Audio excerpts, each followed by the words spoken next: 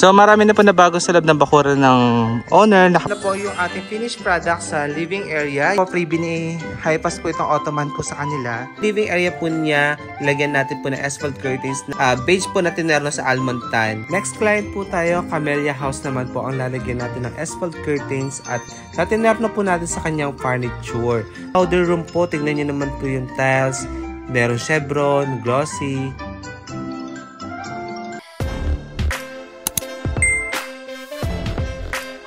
Hello mga ka-viewers! Kamusta po kayo? Sobrang tagal po natin nawala.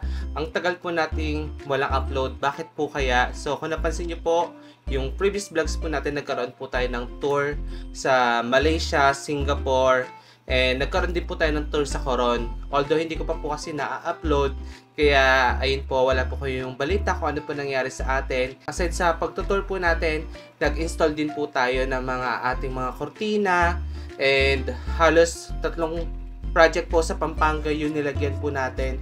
Halos sunod-sunod po yan. So, ayun po, isi-share ko lang po sa inyo yung mga naging project po natin para meron po kayong ideya. And kung plano nyo naman po magpa-install sa akin na mga curtains, blinds, vertical blinds, accordion, baka makonsider nyo po yung mga gawa natin, no? Ngayon po, di ko na rin po papahabain pang ating intro. Tara, papakita ko na po sa inyo ating mga ginawang project. So, let's go! Guys, bali dito po tayo ulit sa subscribers natin sa France. Bali, dumating na po sila at nakapaglagay na po tayo ng kortina sa blinds. Ngayon po, ipapakita ko lang po sa inyo yung mga kinabit po natin. So, marami na po na bago sa loob ng bakuran ng owner. Nakapaglagay na po ng landscape at marami pa po nga ayusin. Anyway, ipapakita ko lang po sa inyo yung mga nilagay po natin.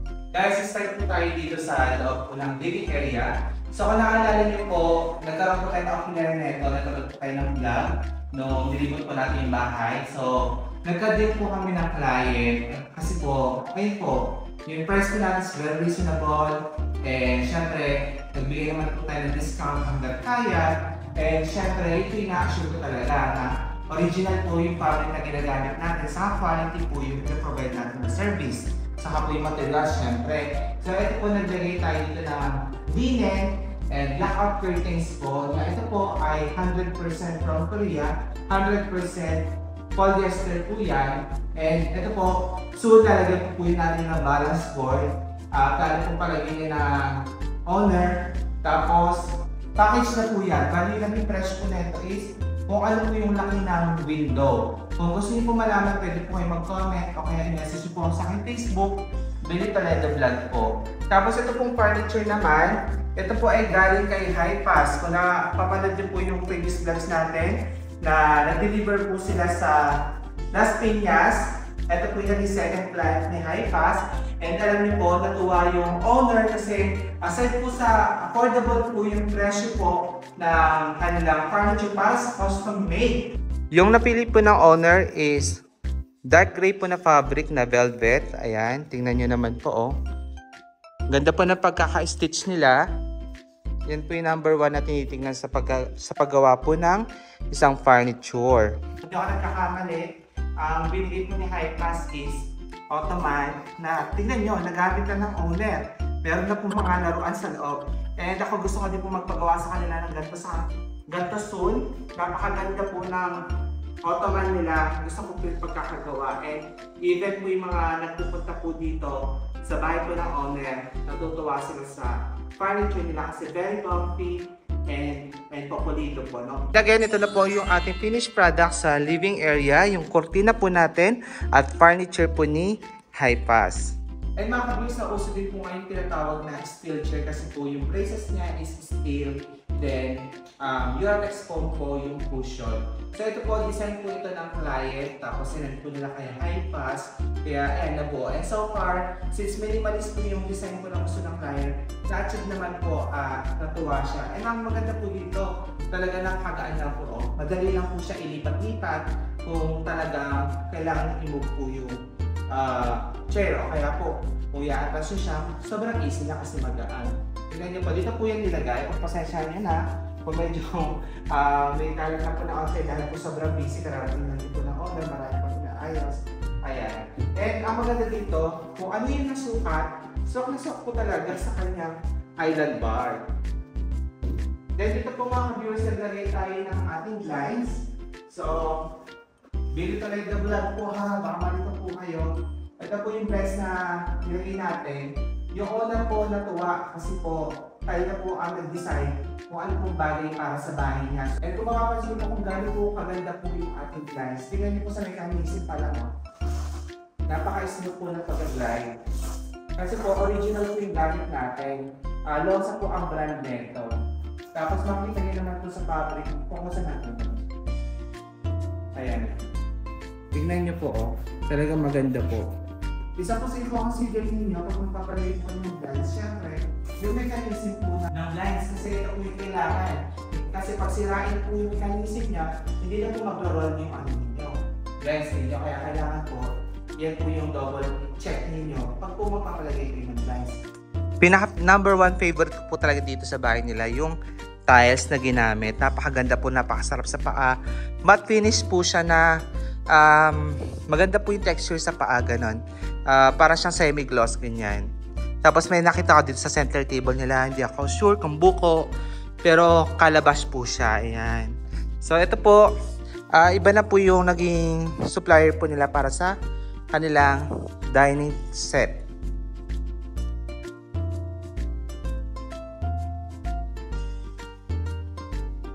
Ito na po yung family area ng owner, ayan. Bali po yung asphalt curtains, tayo po ang nag-install neto. So, gaya pa na sinabi ko, shade of gray po ang ginamit na plain. And ito pong furniture dito ay still po high-pass po yan. So, napansin niyo po, nakailang kliyente po agad si high-pass. Tingnan niyo naman po yung gawa, oh.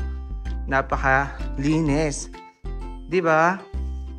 Ito po, freebie ni high-pass po itong ottoman po sa kanila.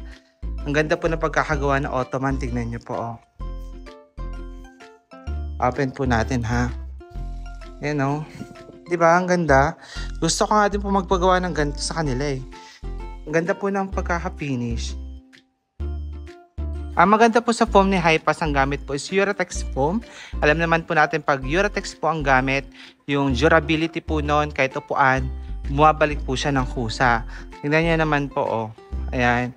Yung mga wrinkled po na ito mga ka-viewers, onting hagod lang, nawawala agad. Tingnan nyo po, kamay lang gamit ko niyan ha. Unlike po sa ibang sofa na ang hirap po tanggalan ng pagka-wrinkled. And syempre, pag po yung foam maganda yung quality, buwabalik po yun ng kusa kahit ilang beses mo siyang upuan. Ito po, Uratex po yung gamit. Kaya po, ayun, ma-assure po sa inyo na quality talaga po yung material sa loob. Ito po yung back view po ng furniture ni Hi-Pass. Tingnan nyo naman po, yung pagkakatahe, pagkakagawa, pulido. Again, pwede po kayo mag-message sa Hi-Pass kung gusto niyo po yung gawa nila para malaman niyo rin po kung magkano possible inaabot yung presyo ng kanilang furniture at sa kortina po.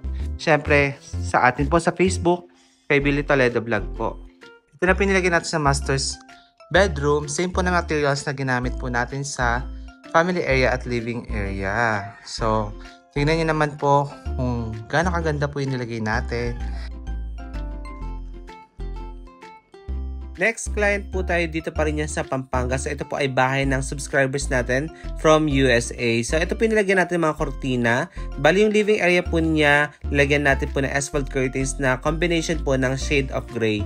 Yung kaninang bahay po na nilagyan natin, gray lang po yun na plain. Ito po combination. So lagi ko din po kino-close up yung ating mga fabric.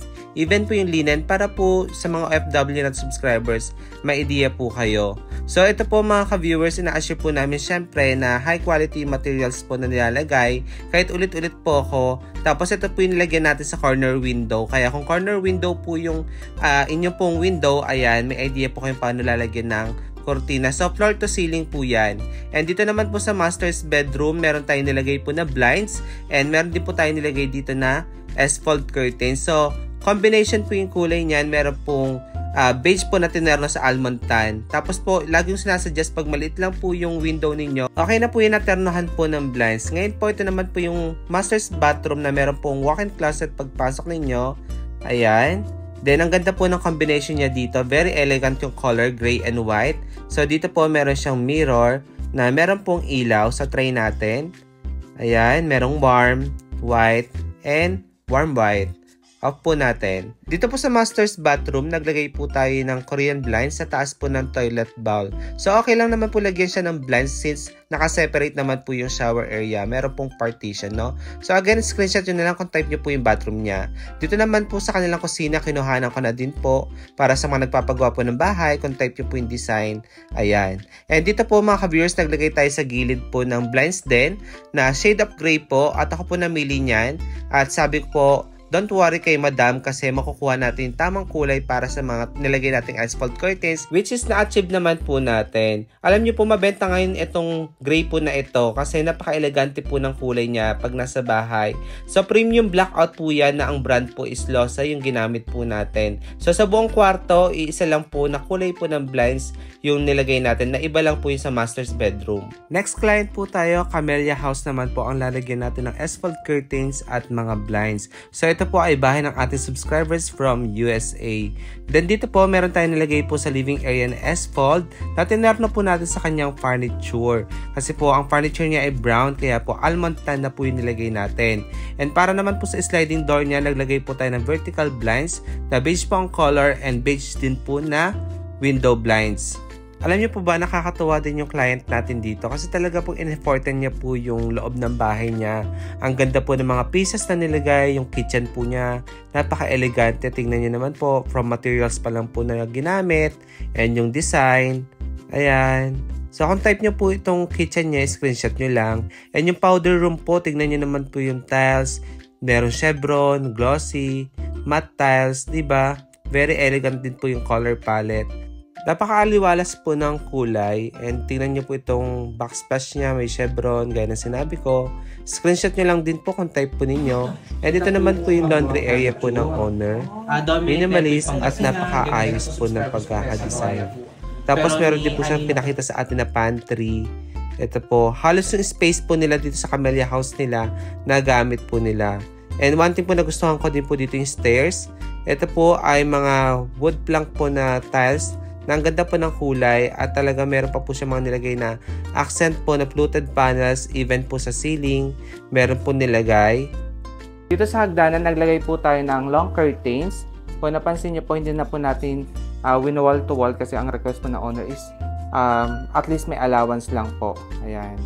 So almond tan po yung nilagay natin dito. Dito sa family area po nila mga ka-viewers, meron tayong nilagay po dito na vertical blinds. Ito po ay fabric. Tapos po, kasi po yung kulay po na gusto ng owner is almond tan. So ito po yung malapit na kulay. Ang color po nito is beige. Tapos po, kaya po meron vertical blinds dito. Meron ditong passage going po sa kanilang balcony. So pakita ko na lang po yung access ha.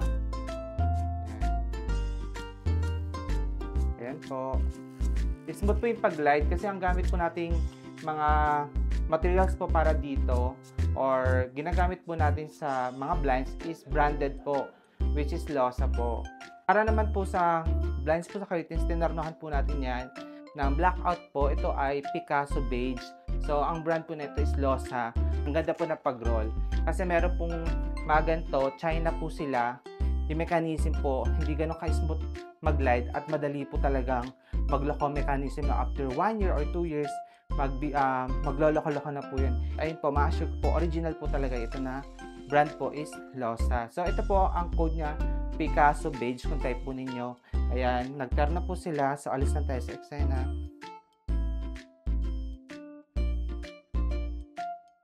Ito po yung master's bedroom po ng owner. So nag-decide po dito na shade of gray po yung ilalagay kasi po yung headboard po ng owner ang ginamit po is gray. Kaya po, ayan, gray po yung nilagay. So, ito po, pwede nyo po inquire sa amin kung type nyo po ito. Message nyo lang po ako at para makuha nyo rin po yung sukat at magkano po yung inabot. Sa iba pong kwarto, naglagay din tayo ng blinds na lang po kasi po mga ka-viewers, maliit lang po ibang window. Gaya po yan, Picasso beige pa din po yan. Ayun yung another bedroom po dito. Ito po ay Picasso beige din po. Ito naman po yung lanay nila. So, aesthetic din po yung ceiling. WPC po yung ginamit. Diba? So, may events po ngayon ginagamit nila yung lanay saka po yung outdoor kitchen.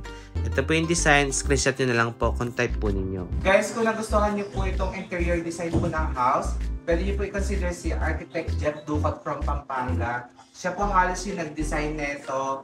And yung client po from USA, sobrang tuwa po sa outcome po ng kanya mga ginawa dito. Kasi talagang less hassle, talaga po yung client po, wala pong sakit sa ulo yung nangyari dahil lahat po na magawa is pulido. Ano po yung page po ninyo? JPD Design and Construction sa Facebook po. Ilalagay ko po yung Facebook ni Sir Jeff sa ating description box po para po makapag-inquire kayo kung plano niyo po magpa-design. Thank you po! And po mga ka-viewers, yung mga nilagyan po natin ng kortina. So again, maraming salamat po sa mga kliyente po natin, lalo na sa mga subscribers po sumusuporta from USA, from France, and sa mga upcoming projects po na in-installan natin. Sa totoo lang po mga ka-viewers, na overpatig na po yata tayo at medyo malat na po yung ating boses at sinipon na rin po ako, tinaman ako ng trangkaso dahil po ito pong November, aside nga po sa nagtutour tayo, sunod-sunod po yung installation natin. Meron pa po ako mga hindi na-upload. Meron pa po tayong mga nilagyan sa Pangasinan na soon mapapanood nyo rin po sa vlog. Nagkaroon din po tayo ng house tour na hindi pa po na-upload. At meron pa po tayong modern bahay kubo tour na hindi rin po na-upload. Kasi nga po, ayun po, sobrang busy po talaga. Kaya I hope maintindihan nyo po. Ganun pa man, hindi po ako nagrereklamo kasi trabaho po ito. Gusto ko lang po magpasalamat sa mga tumatangkilik po at patuloy po nagtitiwala sa akin. And ayun po, kung gusto niyo pong magpa-install, magpa-ocular, pwede po kayo mag-message sa aking Facebook, Billy Toledo Vlog. Ayun po yung Facebook ko para po makagawa po tayo ng quotation or possible po na abutin pag po nag-install tayo ng kortina sa inyong dream house. So ngayon po, hindi ko na rin po papahabain pa. Maraming salamat po sa panonood. Ingat po kayo and God bless. Bye-bye!